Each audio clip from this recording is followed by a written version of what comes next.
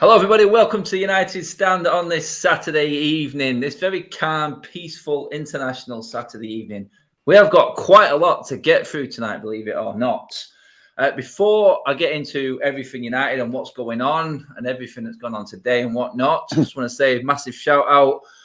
Mark isn't with us tonight because he is obviously doing great things for his charity. And today, we are just at an update on where he was at. He's actually raised over £21,500 now for charity, Mary Curie Cancer, and it's for us just to say a massive congratulations. Hard work, dedication, and to do that for a full day, absolutely immense. So massive shout out to Mark and the crew, for everyone who's involved in that full charity day today. Absolutely superb. Over 21,000 for cancer. Strength of social media, people. Yeah. Before we get into some element of social media and how, well, it has got its good points, but there are obviously bad points as well. We'll get into that in a minute. But let's introduce the guests first of all. On this Saturday night, we've got the old school brigade in. I mean, we let the young ones off tonight, guys, haven't we? Like, you know, Levin, Beth, you know, Jordan, DJ in. It's just us old guard tonight. But Kev, fresh trim, ready for the weekend, mate. How's it going today, buddy? Yeah, man. I'd like to think more or less this is like the good-looking show. I think that's what we put together tonight. I agree. The prime, good-looking United Stand members. And as I reiterate my point, I'm actually really glad United aren't playing this weekend. I've been able to chill out, tile the fireplace, go for a few drinks, and just not worry about Manchester United. But obviously, I'm keeping an eye on social media and trying to, gauge how things are going. But no, I'm good, mate. I'm good. I'm ready for it. Bring it on. Good. Jay, mate. All rugby for you today, mate. Enjoying a different sport. How's it been today for you, pal? Yeah, to read what Kevin said, it's great today to have a stress-free Saturday. Not feeling dejected after another Thursday performance. Today I'm on a high. Very chilled, mate. Jay, you look really chilled. I'm so chilled today. This morning, my son's playing this morning. He scores 4 tries. He's scoring for fun. Today, Ireland beat the All Blacks 29-20. Excellent. So yeah, it's a good day. It's a really good day. I'm so chilled.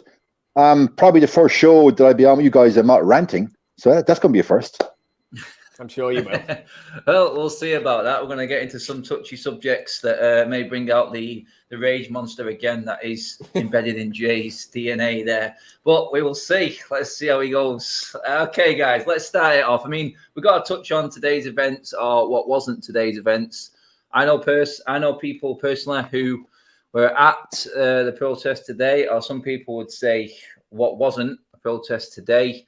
And I mean, Kev, mate, me and you were at the last one.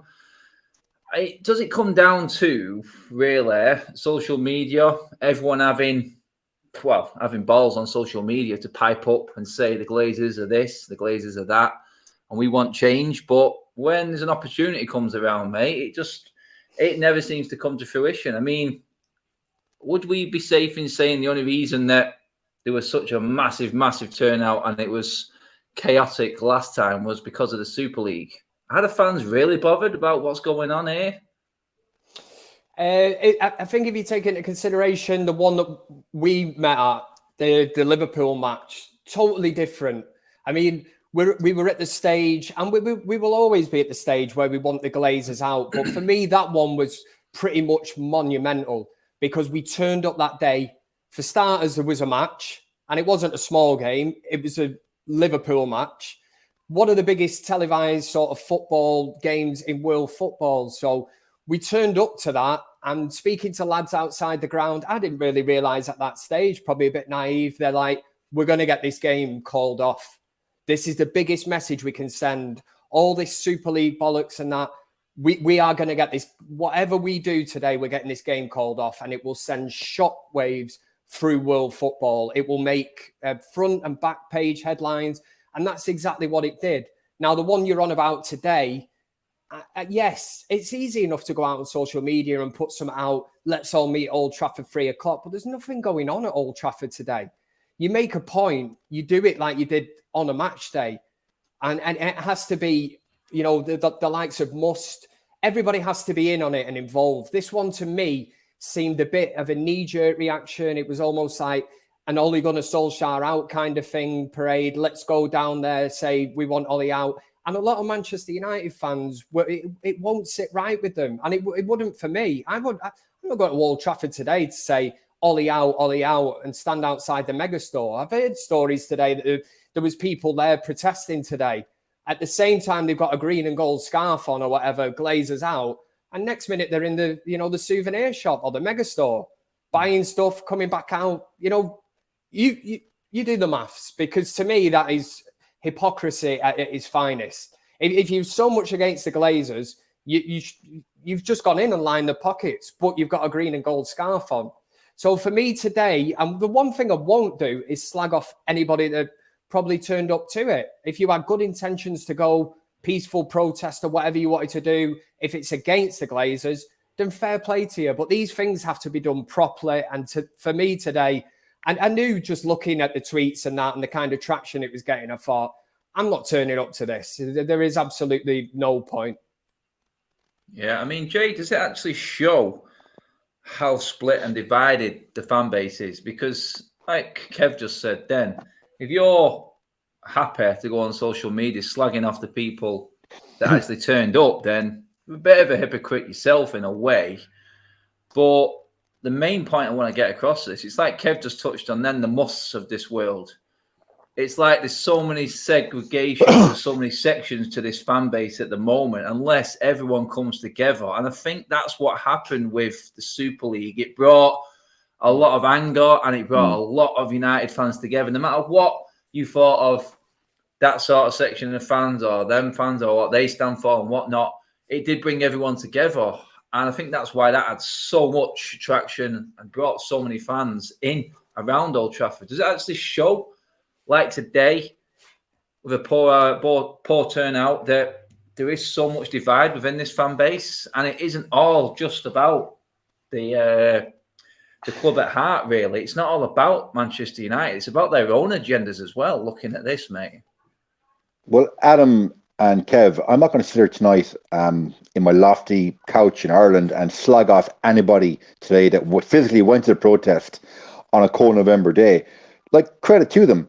It's very easy to have big brass balls on social media. But then when it comes to it, one's balls are probably size of peanuts. So those lads today turned up. Was it conceived? Yes. Was it badly led? Yes. Bad communicated? Yes. However, they got their arses and they turned up, and credit to them for that. I would agree it has to happen on a match day, because then obviously you're going to have a critical mass of supporters that can actually, have a uniform voice against the Glazers. Today, from again what I saw on social media, it seems to be a lot of pictures trending. And I know it's easy for one picture to grow legs and arms, but it was a lot of pictures of guys in the green and gold scarves and holding megastore bags of merchandise, which it's ironic. Come on, it is the epitome of irony. You said there about social media, Adam. Last May at the protest, we did a show. It lasted 3 hours night at the protest.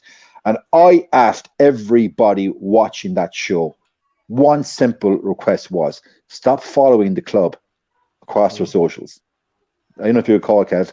I asked, stop following their socials, stop liking, stop sharing, stop interacting. Today, I just checked there, guys, before I went on. The club has 28.3 million Twitter followers. It has over 50 million Instagram followers, and I think they have a million or what on TikTok. So it seems that a large portion of the fan base are clearly goldfish because they've got a very short memory of the protests in May, and the rest, lads, are very simply sheep. We have sheep in the fan base that will just, it's like the scene from Oliver Twist, please sir, can I have some more? And the more crap and propaganda the club puts out and tries to espouse a positive message, they cannot read the wood from the trees because they're sheep. Yet these people would slag off the guys say they went to the protests, and that's wrong. Okay, if you want to do something, I know people say, "Oh, I'm in America, I'm in Asia, wherever I am. What can I do?" Well, stop following their socials, stop interacting. And the social media interaction, a lot of that, lads, as we well know, that is the lifeblood of the strategy the club uses to attract sponsorship deals and also to reinforce to sponsors how big the club is on a world stage. And after the protests in May, the supporters had won a war. They'd won a war. But as you well know, the Glazers, they won the battle. A few short months later, we saw the queues outside Old Trafford. Everyone's queuing up to buy a Ronaldo jersey. I'm not begrudging anybody wanting a Ronaldo jersey, but you can see the optics. You can see what I'm getting at. So unless there is a united front, and ironically, we are called Manchester United, but as you pointed out, Adam, there are so many factions within the fan base that we are so disunited. A lot of people slag me off on social media because, oh, you live in Ireland, you go to one game a year, blah, blah, blah, blah. Or the slag off the lads in India that are up watching us, Kevin, as you know, they're watching us in the fan forum at 4 o'clock in the morning. They're slagged off because they might go to a game once in a lifetime. It doesn't make them any less of a fan than I am, Kevin, or you are. You've gone to a lot more games than I have, Kevin, and I will hold my hands up on that. But it doesn't mean you're any better or bigger a fan than I am, even though you're a born and bred Manc. I was going to say that, Jay. I would not wear that as a badge of honor, and I would not hold that against you. It doesn't matter where you're from in the world. I know from speaking to you and how many times we've spoken, I would never look at you and think, well, he's from Ireland, he's an Irish Red. What would he know? He doesn't go to Old Trafford. Half my mates that go to matches or whatever, home games, away games, they're absolutely off their heads going to matches. They're not taking it in. Whereas I would like to think that somebody like you would actually go to Old Trafford or whatever, sit there, take it in. You analyze the game. That is what you do. So it's totally different. Adam's back in the house. He's there. But yeah, it is. Yes. I mentioned the protest and the Glazers cut me off. Sorry. Carry on, Kev. I was going to say that the tough thing, and you mentioned it then, the Glazers put us in this position by bringing Cristiano Ronaldo in. And you always touch on it, Jay, by saying it was almost like, here you go. Here's your thing. It basically keeps the wolf from the door kind of thing. I know Manchester United fans, good mates of mine, who give up on United more or less the day that the Glazers took over from Manchester United. They go to FC United. And for me, that is I couldn't do that personally, but I totally get what they do, and they've stuck by it. Yes, they still look out for Man United results. They'll watch Manchester United, but they don't go to Old Trafford. And that is the ultimate sacrifice. They said the minute that the Glazers took over at Manchester United, I'm finished. This is it. And this has been going on since 2005, was it? The Glazers took over, was it? And we're no better off, are we? What I'm trying to say, there's a lot of people that have made sacrifices. You can say there was people there today saying, let's have a protest. Let's all get down to Old Trafford. Like Jay said, Father Ted thing, down with that kind of thing and all that. But that there is supporters there that have made the ultimate sacrifice. Manchester United should be the club for the people, for the fans. The working man, the working woman, if I be politically correct. Yeah.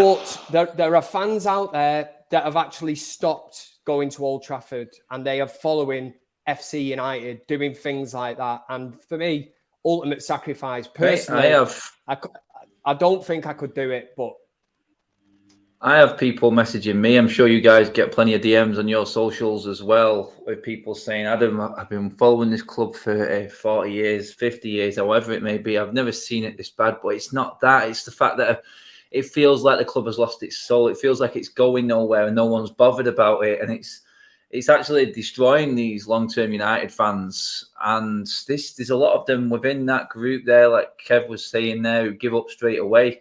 They've seen the writing on the wall. Back in 2005, they've seen everything that was coming, and they jumped the ship early. It is hard because United were absolutely massive in terms of how we were run, the structure, everything. It all looked absolutely on point. It was being run by right people, and for them to go like that was a big, big thing. And they knew the writing was on the wall, and they knew what was coming in. And these fans have had enough. It's simple as that. And they don't want anything to do with the club while the Glazers are in charge. But it does look, guys, like, well, if today's anything to go by, then the Glazers are really just going to be laughing right now with their feet up. You know what I mean? Avram Grant's going to be talking about 16-year-old Ronaldo in front of a load of kids, not even knowing what he's talking about. He's not bothered. He just passed that off. What an what did he make today? Dickhead he is. I know, mate. He come out the other week, he said something like, what was it about the offside rule? And he said, he basically more or less said, I still don't know the offside rule. You know, this is somebody that's in charge of Manchester United as well. And that's not a joke kind of comment that he's come out with. And you know, I'm not Americanist or anything, soccer and all that, but come on, man. You don't know the offside rule, and you're the owner of Manchester United. For me, it just does not give a toss. No. Move on. We're going to talk football now, guys. I think we've had enough of talking about these leagues. I won't mention what I think of them, but we had enough about talking about the Glazers now. So let's get into some football. I mean, Jay, first of all, mate, talk to me about this. I was going to bring this up on the show on Thursday, actually. I didn't get a chance to because the Brudge was all the rage, and they're talking about Brendan Rodgers' introduction possibly, and how that was going to go down. But Gary Neville made a comment regarding the fan base. Again, this is what I thought was just complete and utter, in my opinion, mate, you may disagree, complete and utter bollocks. But saying that there's two sets of fans at Manchester United, the social media side of things and the match-going fans. And the match-going fans are the ones that are giving Ole Gunnar Solskjaer time. I don't know whether they're giving up at half-time. I don't know if he meant that sort of time in the Liverpool game. And, mate, I said this the other day to someone. People keep bringing this back up to me with Ole Gunnar Solskjaer in charge, saying it's better, he's done this, he's done that. I didn't hear them boos going to every game when Jose Mourinho was in charge, mate. I didn't hear them when Louis van Gaal was in charge, mate. And this has happened 3 league games in a row at home at Old Trafford, mate. So just tell you what, I mean, Gary Neville again, he said some crazy things recently, mate. But this one I thought, I'm just like, and I tweeted it out, I reposted it, and I just went, you just have no idea where this fan base is, mate. And right now, I don't think any one of these United pundits or ex-United pundits really understands this fan base. And I can feel it, mate. I can feel it within the fan base when I'm there, mate. Well, to kick it off, Adam, there's a good reason why in his first biography, Roy Keane referred to Gary and Phil as a pair of busy seas. You can go back, look at the autobiography. There's a reason for that. I always had to separate Gary Neville, the player, and Gary Neville, the pundit. I used to really rate Gary's opinions. I liked the way he'd interact with Carrick on Monday Night Football. And to his credit, he did champion the cause of the fans with the whole Super League thing. So that I would give him credit for. However, his comments over the last 2 or 3 months are just verging on, I have to back my mate no matter what. Like, we've all had mates that have done some real dodgy stuff in our time, but we haven't backed them. We haven't backed them because I don't back. If somebody deserves my love and support, I'll give it to them. But if they've pulled some madness, I retract my support on such a time as that person sees the error of their ways, and then I bring them back into the fold. But Gary Neville, he has blindly supported Solskjaer over the last couple of weeks. And some people would say, you support your mates no matter what. There has to be a line in your moral compass where you say, sorry now, a line to sand, enough's enough. That's the Solskjaer thing.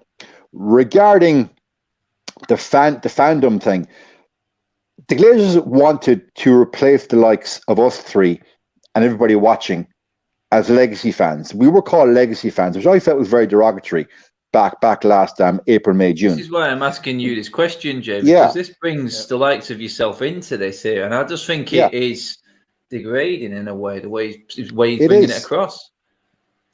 We were to be replaced with quote unquote new markets in X. I'm not going to mention any specific country because it'll be deemed derogatory if I do. But we were to be replaced by new markets in let's just say emerging countries. But those fans are not going to be able to go to the games. Let's be fair. They might go once in a lifetime trip. But those fans would be paying over the odds for the proposed TV rights of the failed Super League. So the match going fans were expendable. The likes the day trippers from Ireland and say Germany, whatever, they were expendable. But the new fandom that Gary and Neville now ironically refer to social media fans are not the fans that he deems are worthy of even having an opinion.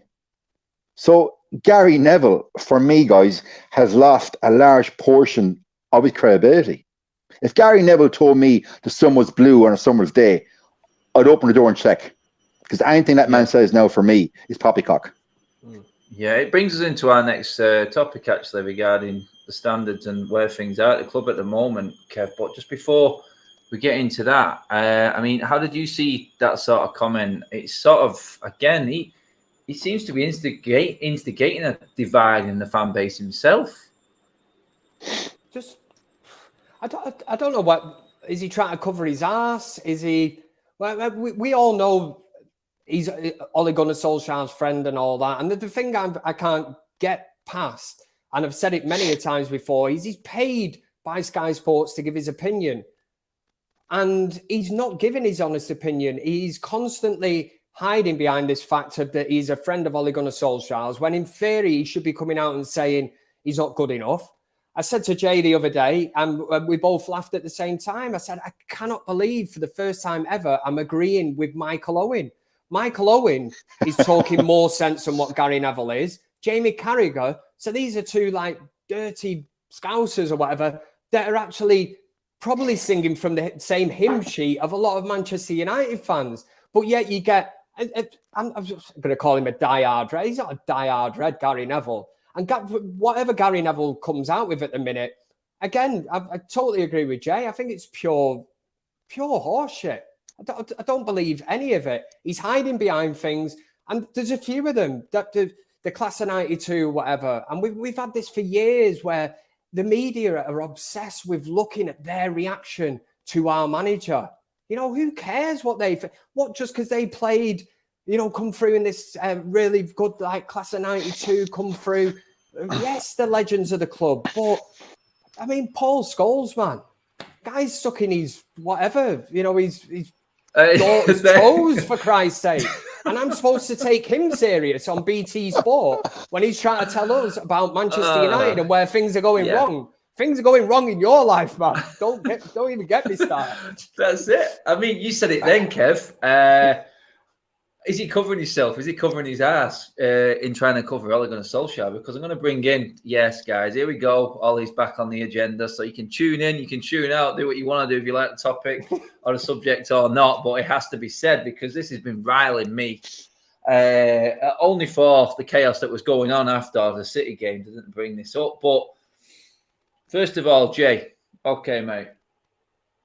Before the last international break, I've said this before, you knew that this group of games, the 6 games we all talked about, Atalanta twice, Leicester, Liverpool, Spurs and City, big period. At the end of that period, whether or not this was pre-planned or not, and like I just said then, they knew these games were coming up. Ole Gunnar Solskjaer's gone away on holiday for a week, mate, at the crunch time of the season. That, for me, is a big red flag. Straight away, I'm not having that at all. I think that's pathetic. Let me just say this. I'm going to say this. A Manchester United manager having a week break in the middle of one of the worst spells the club has ever had, even if this was pre-planned, in my opinion, should have been cancelled. Jay, that on its own is diabolical. But then to find out Ole Gunnar Solskjaer has given the players a choice to either go away on holiday or stay back and train. Tell me where you're at with this right now, Jay, because I need to know if people are on the same wavelength as that I'm on, because I'm absolutely baffled by this. And we'll get into some more details on it in a minute. But first of all, mate, talk to me about having a week break at this time of the season. It is, for me, it's unheard of. And I just think it's absolutely perfect for a club like United to even be considering something like this going on. I'm so glad you touched on that, because on our last show together, we kind of spoke about it briefly and glossed over it. Yeah. It spanks to me as absolute amateur hour for a professional sports team in any sport. You've just played a quarter of your season. You know, when officials come out, that a large portion of your playing squad for X number of days, there's no competitive football. That is a prime time to bring those players away for a structured training camp, preferably at high altitude. So when the team comes back down to sea level after training camp, the red blood cells are through the roof, and that team is literally turbocharged. I did it for myself for years. My team used to go to Tenerife for 2 weeks. 2 weeks, train high altitude, 3,000 meters, come back, race in Belgium, Holland, and basically we're hopping off the road. I can't understand how a pro team does not see, okay, we have a window here of 10 days. Let's take the team off to Tenerife, high altitude training camp, or wherever. Okay, if they don't want to do high altitude, well, go to La Manga, go somewhere hot and work on. He's changed his system from the 4-2-3-1 to the 3-5-2, whatever you want to call it. Well, go away for a week and just work on playing your new system.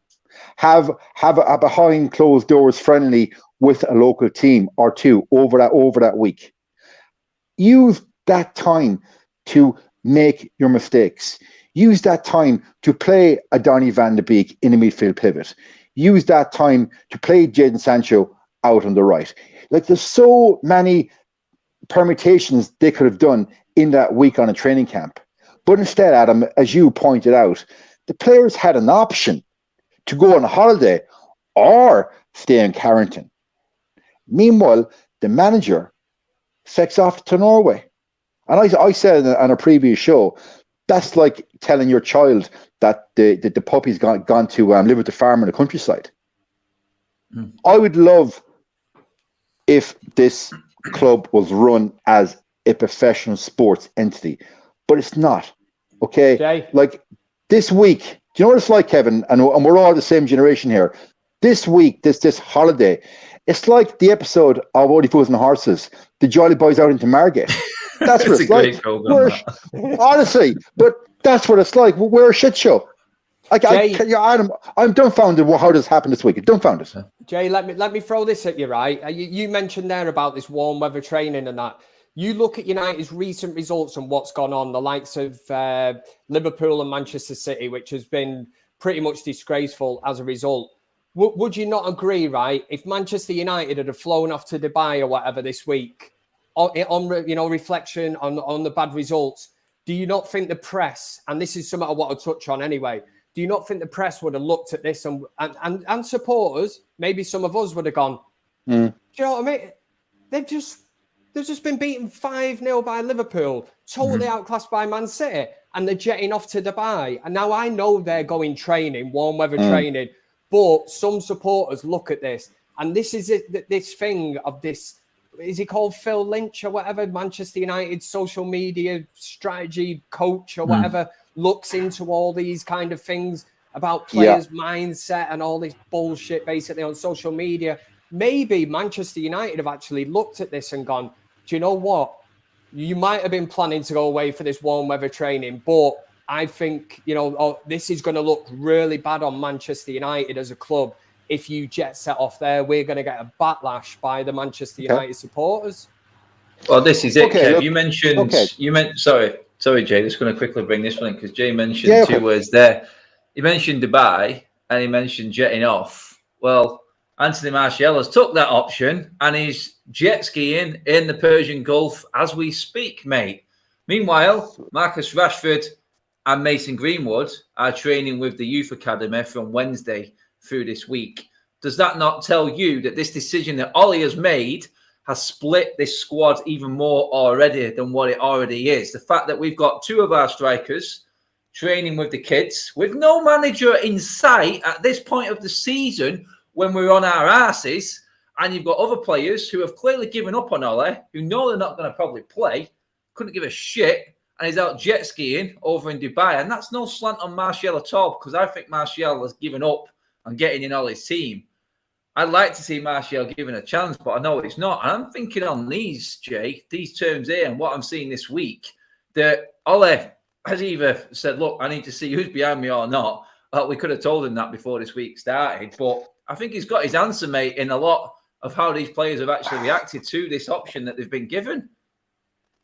Okay, the Martial jet skiing in Dubai, that's news to me. That you're mid-season, you're a professional athlete. Should you not be mitigating risk? And that just shows that Martial doesn't give a shit, lads. He doesn't care if he gets injured.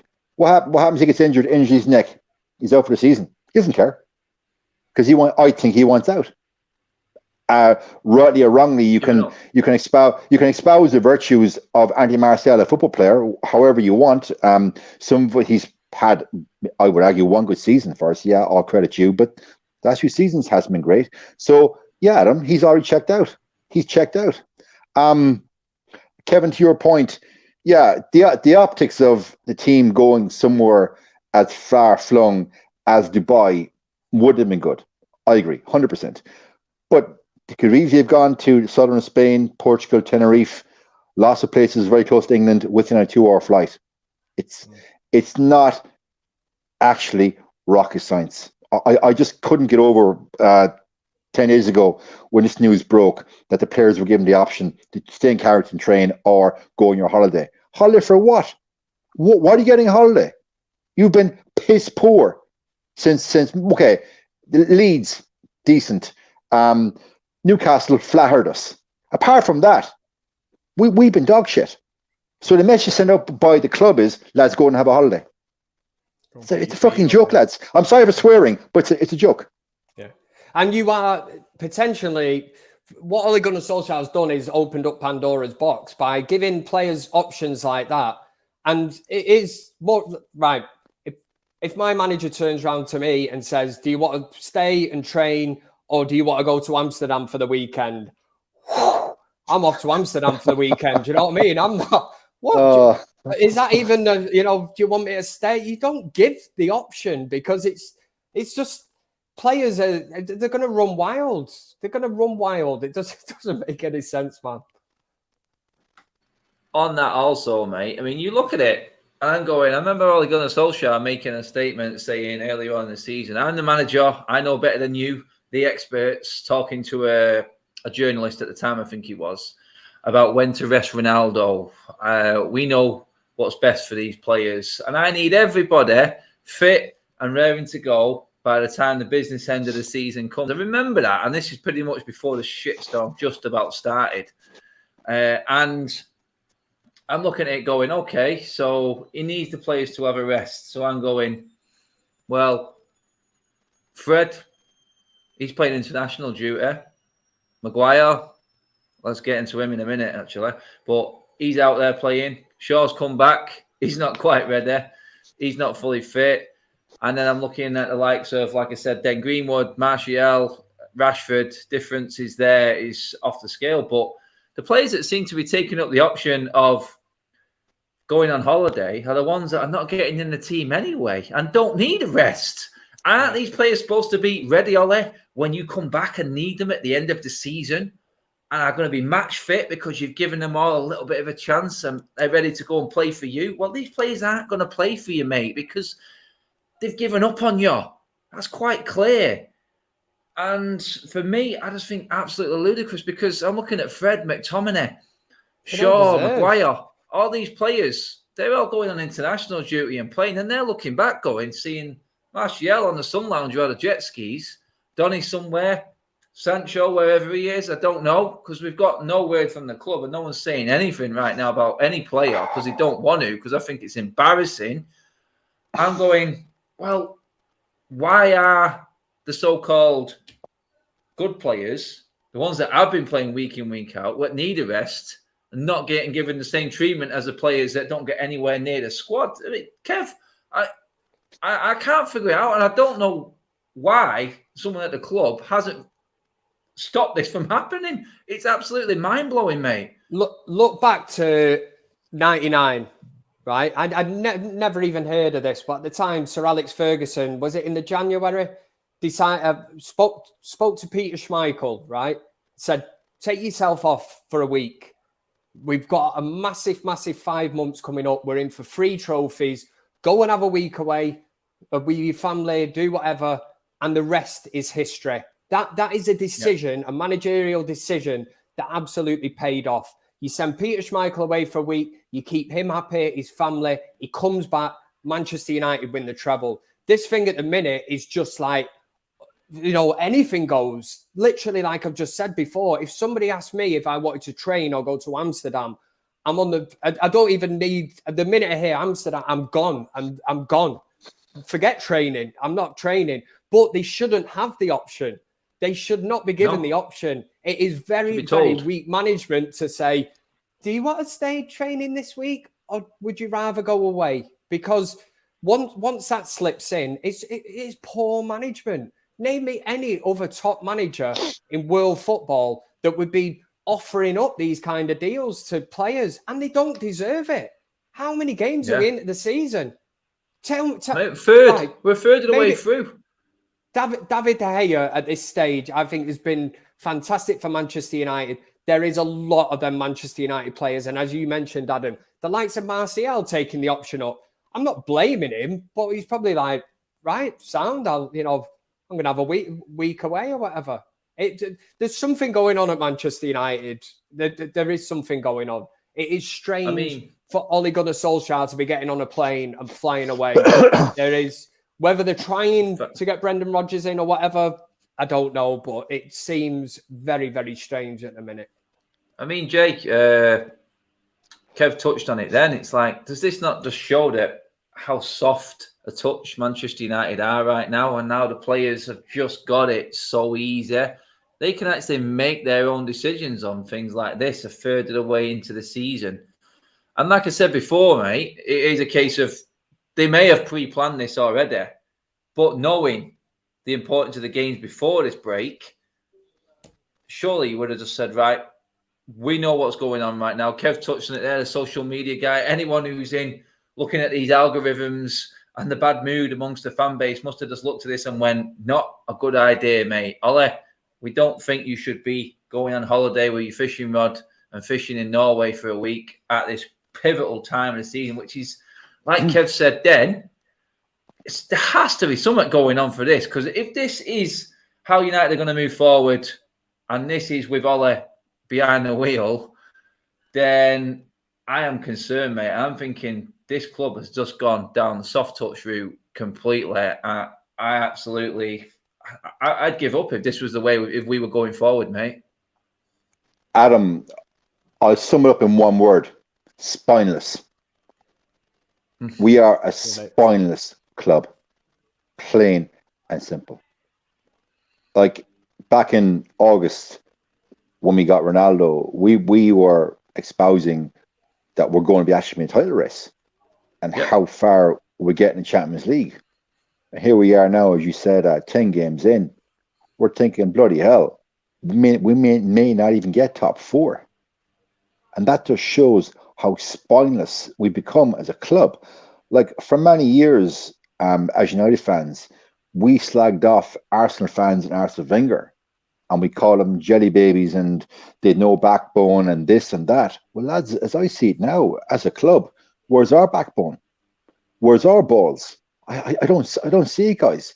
And the way they've managed the sort of situation and certain players post Liverpool is testament to the fact that, and I'm going to say it again, that we are a club without a spine. And gentlemen, that comes from the top. I know we're all Ollie out, and some of us have been Ollie out longer than others, but it comes from the top. And Solskjaer is only reiterating on the pitch what's coming down from above. I know we're going to go into Harry Maguire in a while, But again, Harry Maguire is such captain on the pitch. So if Solskjaer doesn't have a spine or a backbone, do you expect your cap to have one? I don't. I mean, it's like that. Go on, Kev. Sorry, mate. I was going to say that's why with Solskjaer, I don't show him that much disrespect, because at the end of the day, he's living out his dream. He would have always wanted to manage Manchester United. Now, if you're given that opportunity, you are going to take it.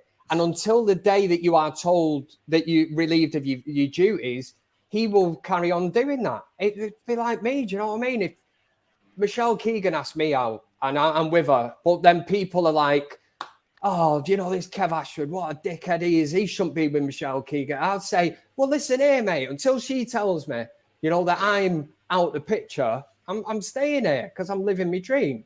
And it's the same with Ole Gunnar Solskjaer, I would say, at Manchester United. That's a Kevology. Kevology. Kevology. That's a new thing, man. Kevology. Kevin, I think Kevin, you could do much better than her, personally. I think you'd do much better than her. Cheers, Jay. Good looking lad. Good looking lad. That's all opinions now, isn't it? That's opinions. Bit of Kevology. Kidology, whatever you want to call it. Harry Maguire silenced his critics apparently last night against Albania. We've seen some reaction to it. I mean, I'm all for a United player having a good international break, but we all knew what that celebration was about. And I don't know how anyone can cover it up otherwise. I mean, I don't want to go into Harry Maguire. He's had a very bad season, and I want to give as much positivity as possible. But seriously, that goes again into where I was. United are soft. And if that makes you feel like you're answering demons or answering critics, however you want to put it, by doing that celebration against the minnows of Albania, then again, I worry. I mean, where are our standards? Score a goal, get on with it. You got a lot more to prove. That's how I would look at it. Am I just an older generation, Kev, mate? Is that just me, or am I just being overly cynical here in all of this? I will take you back. I'm just going to have a quick look on my Twitter because I've not done that much. But last night, literally following that goal, I said, if he'd have scored the winner against Liverpool or Man City, then fair enough. Point taken. But it's Albania, mate. Fucking Albania. I don't know where he's going with this at all. I do not understand it. The Air Cup is definitely something at the likes of Roy Keane, who he's just fueled the fire with anyway, because he was commentating and had his say on it. And Roy Keane went in on him, exactly like any Manchester United fan. I was thinking it the exact same. Like I say, against Liverpool, Man City, if he scores that and we win a game, I can say, do you know what, Harry? Fair enough. You running over to cupping your ears. Yeah, I've slagged you off or whatever. This was Albania. And it's as good as it's like me going down the park tomorrow with my son, playing football and scoring a goal, you know, jumpers for goalposts, and me running off to basically a hedge or something and just doing that. Nobody's listening. Nobody's asked. And that is, I think it's a total embarrassment. And I'm not like trying to raise my YouTube channel or anything. I did something on mine this weekend. And the main topic of it was take the captaincy off Harry Maguire. And I thought it was very relevant to this week. And this was prior to this absolute bullshit that went on. And I give my reasons. I don't think he's Manchester United captain material. He's been relegated more times than he's won trophies. I don't understand why Ronaldo, Bruno Fernandes, Paul Pogba, anyone would look at him and feel inspired kind of thing. And that just summed it up for me. Absolute small time from Harry Maguire. This is a lad that doesn't even realise he's at like the biggest club in the world. You know, he Sheffield United, Leicester or whatever, fair enough. We're big time compared to these clubs, and it should be run totally different. I mean, Jay, where are you at on this? I mean, Kev's talking passionately there. He has a bee in his bonnet regarding Maguire and not fit for purpose. A lot of people have been saying before, like Kev said last night, he probably needs the captaincy taken away from him. I mean, where are you at with Maguire? And obviously last night, is it like small club mentality, like Kev says? as Kevin was speaking there, I actually went back to find my tweet from last night. And I'm reading You've inspired him, Kev, lad. You've inspired him. I'm reading directly. And the tweet before that was about Kevin's one regarding Maguire and the captaincy. I've said, relax the cocks, England. It's Albania. This gimp couldn't lead a stag party in Bangkok. Direct quote from me from last night. Like, if you look back at previous Manchester United England captains, Bobby Robson, Brian Robson, David Beckham, Neil Webb. Can you imagine any of those players pulling that shit last night? Beckham could definitely lead a stag party in Bangkok. Oh, I'd be there. I'd be there. I'm first in the plane with that. No, but absolutely. But look at former United England captains or former United captains for any country. They would not be carrying on in that fashion. It was absolutely embarrassing. I mean, I'm not going to sit here and mimic or antonate what Roy Keane said, because everyone knows I'm going to agree with him. Like, Antonio Valencia was about a captain to Harry Maguire, and Valencia didn't have a word of English. Maguire cannot communicate with his players on the pitch. We've always seen Maguire's post-match. I touched on it only last year, that his body language when he's talking to the cameras post-match, he's not even engaging with the interviewer. He's looking down at his feet. He's looking away. He doesn't engage. And that is your captain that at halftime is supposed to come in and rouse the troops. That's the guy that's supposed to literally, when you're in the trenches, shifts the fan, is supposed to motivate and get things happening. You saw there, guys, the clip come out there against Liverpool when Ronaldo, I don't know what player was on the ground, Ronaldo's trying to win the ball back. He's kicking the ball, not the man. And the Liverpool players all ran around Ronaldo. And little Bruno ran into that melee and cleaned out Van Dijk.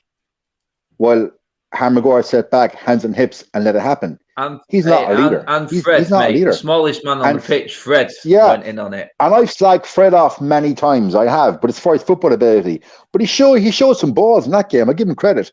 Like, Harry Maguire is the other half. I said it last season, and I'm paraphrasing myself. He's the other half of the Bussa Sofa centre back, which is Lindelof. And what he did last night, it's just embarrassing. You've scored against Albania. Do it against Man City. Do it against Liverpool. Do it against Chelsea. Do it against Chelsea 2 games time. And then, Harry, we might give you a pat on the back. But bloody hell, it's Albania. And that's the thing, Jay. You would accept if he's fighting back and he's captain material and he scores the winner, like you say, against Liverpool, Man City, Chelsea in a big, big game. He scores that winner and he runs over and the ears are cooked and that. I like that. Do you know? Yeah. You've seen it from great players before. I know Wayne Rooney did it, but that was more against Liverpool fans or whatever. The way that was instigated and come across last night, it was just proper small time. It's almost like, this is against the likes of Roy Keane. This is against Manchester United fans that have been slagging him off. And I was just ready for that then. I thought, you've just give Roy Keane the rocket fuel that he needs now to come out and absolutely destroy you, which he has done. And rightly so. As if Keane needed it. Yeah, exactly. That's it. Do you know what that comes down to? Like I said before, again, with the generations of fans at Manchester United and the old guard, like we said, that just what have anything to do with it? Struggle watching Manchester United because the soul's left the club. I mean, we're all a very similar age, and obviously Roy Keane is of that sort of old school age as well. I understand the newer generation of fans may think that's great. Maybe that's a celebration that will be mimicked and put on FIFA. Possibly, I don't know. It could be alongside one of these, what's it called now? One of these Fortnite dances in the corner. So he's probably like that off Jesse Lingard, hasn't it? Anyway, do you know what? It is what it is. It's not for me. It may not be for everyone. Some people may not have a problem with it. And I just want to get that across. Well done, Harry. You've had a great night. We're near it in the World Cup finals. And, yeah, you're probably going to be in that England squad. Although saying that, Ollie is still Manchester United manager. And our record of international caps with our current squad is getting less and less every single international break at the moment. And that is where I want to just finish up the show tonight, actually. Amongst all of these players. I mean, I'll tell you what, look at Kev there. He's got a waitress and everything coming in, bringing him top ups of red wine. Sorry, I seen you looking to the side, mate, and there he's there like that, yeah. Come on, and then next thing, the glass is full. Get this red wine topped up, man. Love it. Legend. It's like you're in the executive suite at Manchester United, mate. Oh, don't even go there, Adam. Anyway, yeah, going into this international side of things like now, I'm seeing Donny van der Beek pretty much we know has lost 2 years of his career. I think I'm safe in saying that. I'm confident. I don't think I'm going over the top in saying that. I do. I think he's lost 2 years of his football career. Jadon Sancho just coming now, missed the international call up for the first time since he's made the England squad. This is all under Ollie as well. And while Ollie is there fishing in Norway, these players' careers are going down the Swanee. And I can only see one thing happening in a month and a half time when this transfer window opens, Jay. And that's a mass exodus, mate. I'm just looking at the list here and I'm going, we just mentioned Martial. He's already trying to put himself out of the equation so he can stay fit and not injured and get a club. For me, I think Jesse Lingard, very similar. He's rumoured to be right on West Ham's list, a club going places now. Donny van der Beek, of course, Pogba, Henderson now as well.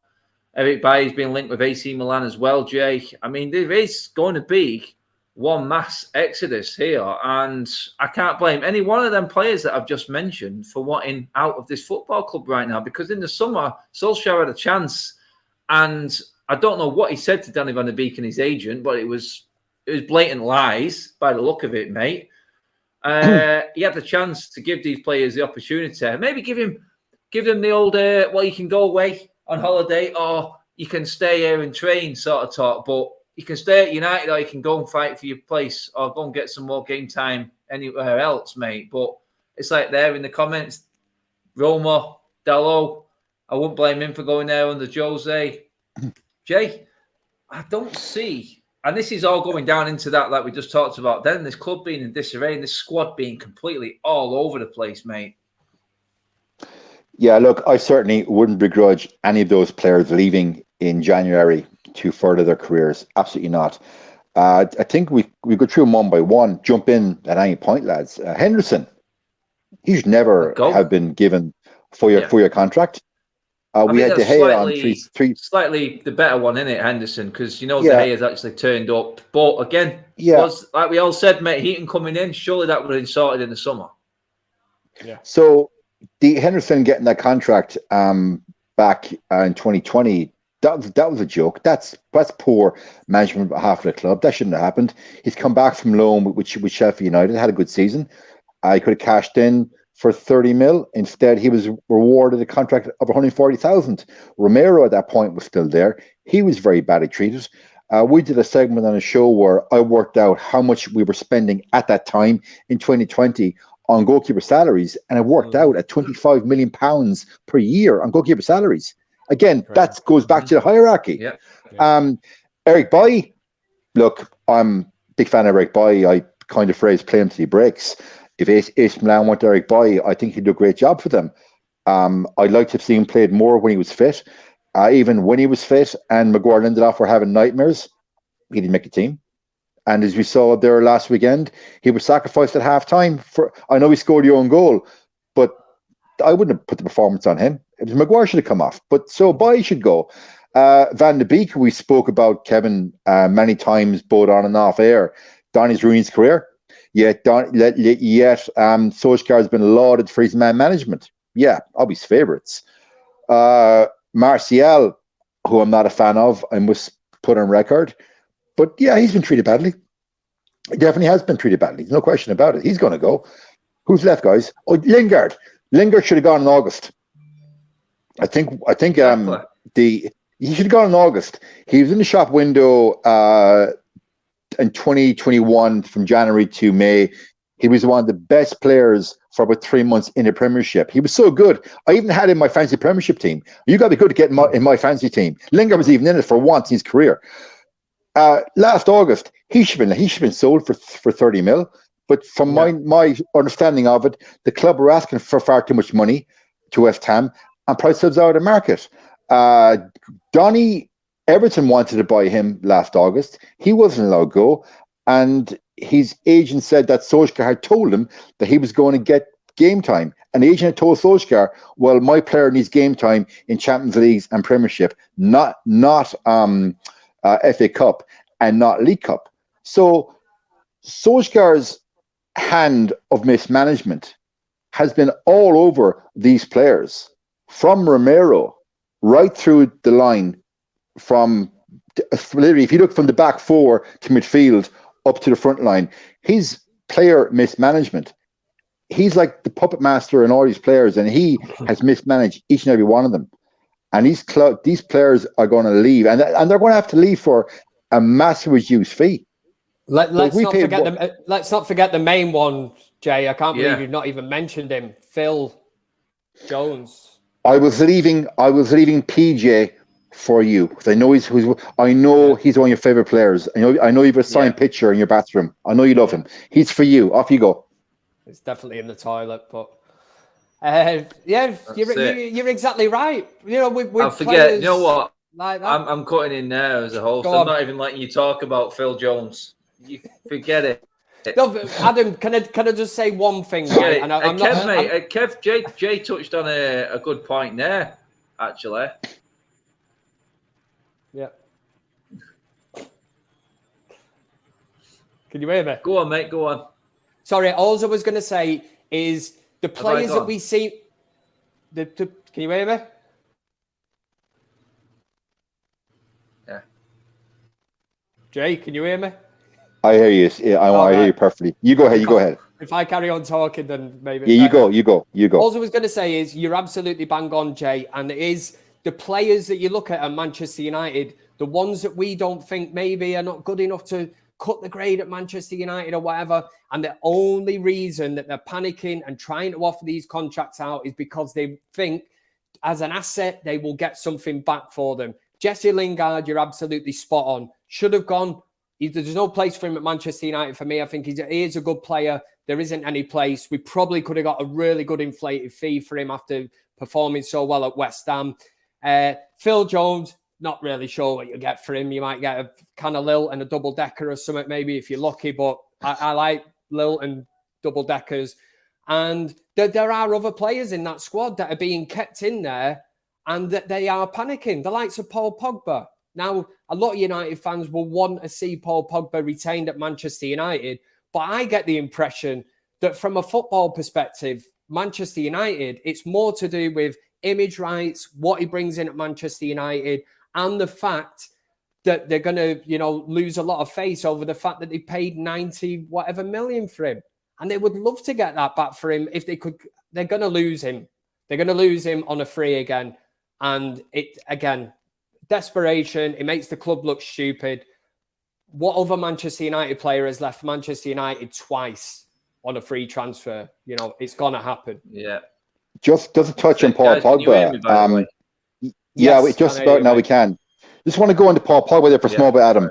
Like pre-COVID, what Real Madrid were poised to come in for an offer for him, because that's back when Real Madrid. Yeah, but Real Madrid were going to poised to come in for a cash offer for Pogba, and obviously we know what happened. And inadvertently, because of COVID, we ended up getting Donny. It's amazing how things happen. So Kevin's correct. The club want to save face and not lose in 90 million. Now, I don't believe for a second Pogba is worth 90 million now. Not a chance. I think he's performed at the level over his tenure here. He's not a 90 million player now for me. I don't believe for a second he is. But the club will want to solidify his image rights and his marketability and his social media attraction. Therefore, they're willing to pay that man £400,000 per week, not based on how he fits into the tactical system a Solskjaer has, not based on what he can do in the pitch over the next 3 or 4 seasons, but just based on purely a business decision.